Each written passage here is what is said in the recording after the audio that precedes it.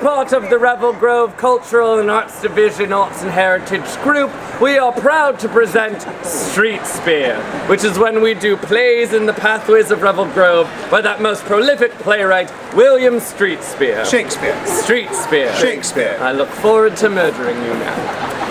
We will be doing the pie scene from Richard. That's Richard III, Act 1, Scene 4. Richard 3, 1, 4. It's a math joke. You're welcome. And now, the murder. Thank you. First, don't encourage it. Bye.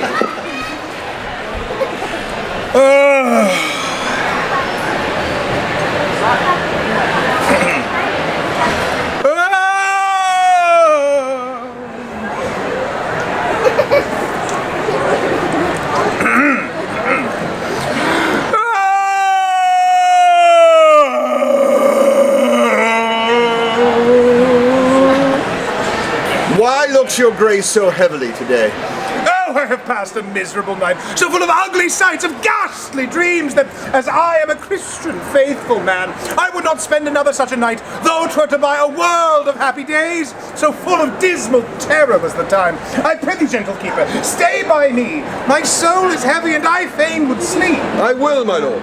God give your grace good rest.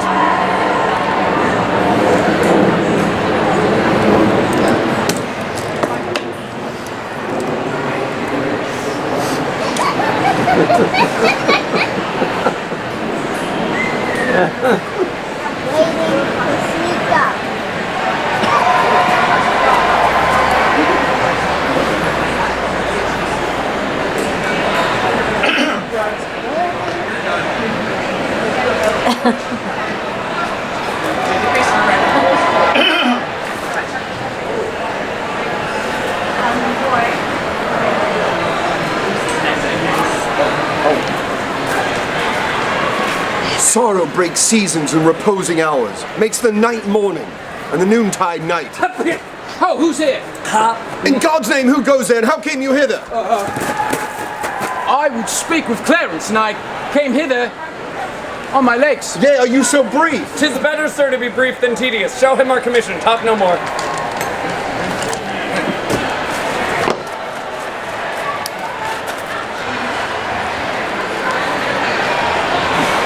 I am in this commanded to deliver the noble Duke of Clarence to your hands. I will not question what is meant hereby, because I will be guiltless in the meaning. Here are the keys. There sits the Duke asleep. I'll to the king, and signify to him that I have thus resigned my charge to you. Do so. 'Tis a point of wisdom. Fare you well. Fare you well.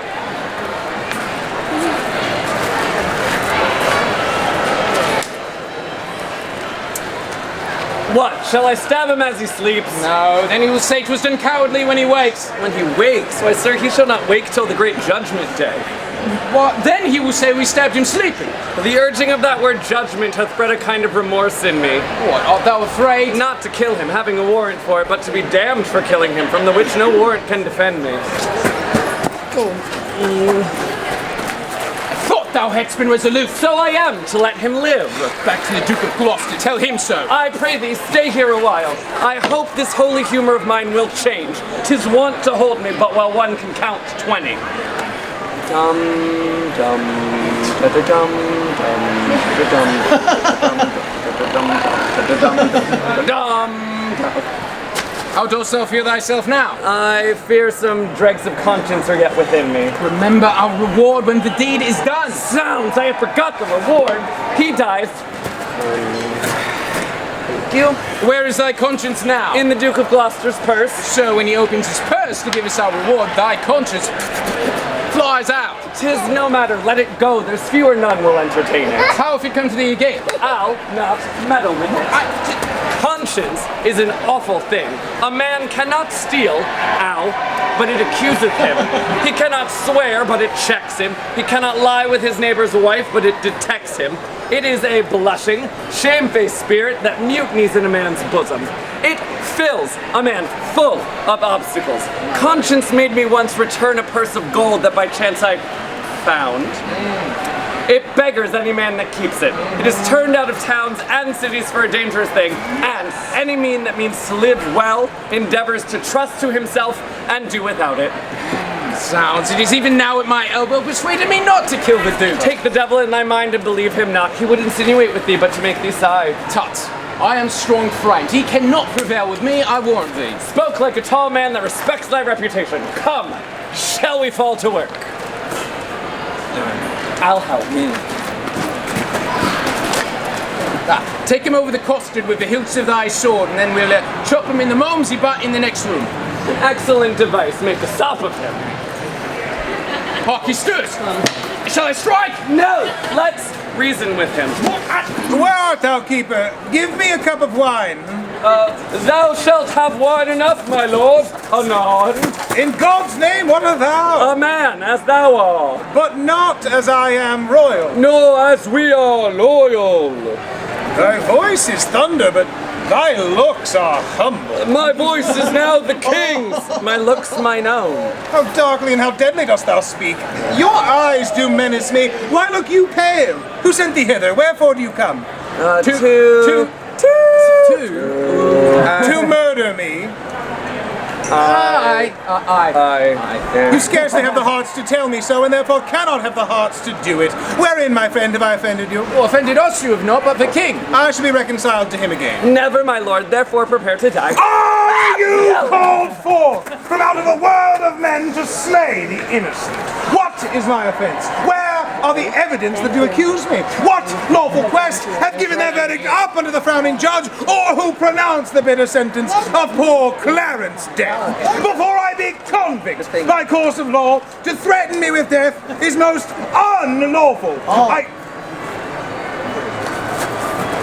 I charge you, as you hope to have redemption by Christ's dear blood shed for our grievous sins, that you depart and lay no hands on thee. This deed you undertake is damnable. What we will do, we do upon command. And he that hath commanded is the king. Erroneous vassal!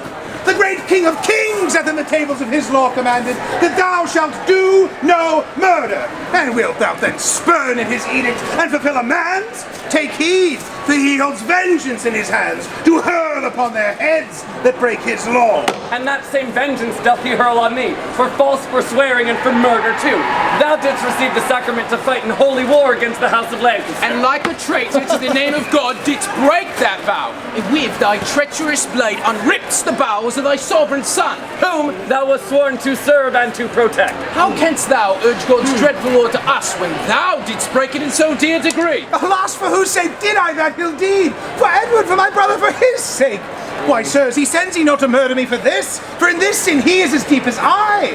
If God will be revenged for this deed, oh, know you yet, he doeth it publicly. Take not the quarrel from his powerful arm. He needs no indirect or lawless course to cut off those that have offended him. Who made thee then a bloody minister, when the gallant springing brave Plantagenet, that princely novice, was struck dead by thee? Oh, I'm dead by thee.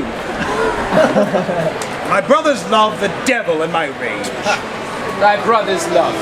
Our duty and thy fault provoke us hither now to slaughter thee. If ye love my brother, hate not me, for I am his brother and I love him well.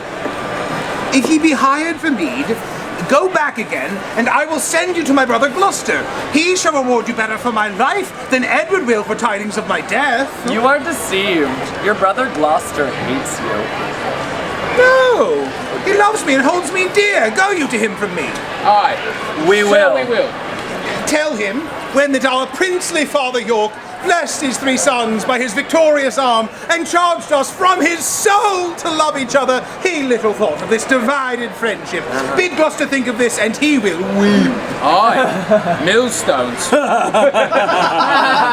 As be lessoned us to weep. Do not slander him, for he is kind. Right, as snow in harvest. Thou deceivest thyself. 'Tis he that sent us hither now to slaughter thee. It cannot be. For when I parted with him, he hung me in his arms and swore, with sobs, that he would labor my delivery. And in a sense he does. Now he delivers you from this earth thraldom to the joys of heaven. Time to die. Make peace with God, for you must die, my lord. Hast thou that holy feeling in thy soul? that thou would counsel me to make my peace with God? And art thou yet to thine own soul so blind that thou would war with God by murdering me? Our sirs, consider, he that set you on to do this deed will hate you for the deed. What shall we do? Relent and save your souls. Relent? Your souls? 'Tis cowardly and womanish. Not to relent is beastly, savage, devilish. But which of you, if you were a prince's son, being pent from liberty as I am now, if two such murderers as yourselves came to you, would not entreat for life? My friend, I spy some pity in thy looks. If thine eye be not a flatterer, come thou on my side and entreat for me, as you would beg. Were you in my distress, a begging prince, what beggar pities not? Sir, look behind you. Take that! And if all this will not do, I will drown you in the Momsey butt within. A bloody deed and desperately dispatched. How fain would I, like Pilate, wash my hands with this most grievous guilty murder.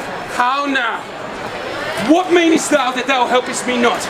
By heavens, the Duke shall know how slack thou art. I'd rather he knew that I had saved his brother. Take thou the fee and tell him what I say. I repent me that the Duke is slain. So do not I. Give me that. Go then, coward as thou art!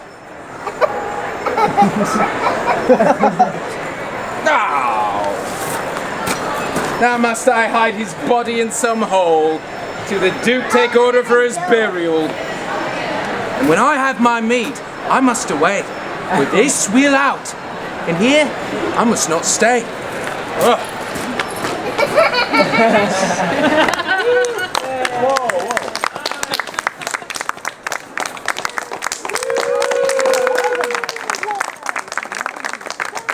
My lords and ladies, this has been part of our grand StreetSpeare project here in Revel Grove, where we shall be performing 19 other such scenes from Shakespeare and his contemporaries throughout the village of Revel Grove and the pathways. Now, if you are playing along in StreetSpeare Bingo, I can stamp your card, or I can also explain the program to thee. Well met, and thank you for thy attendance. You've been a great audience, thank you. Bye. Thank you so much.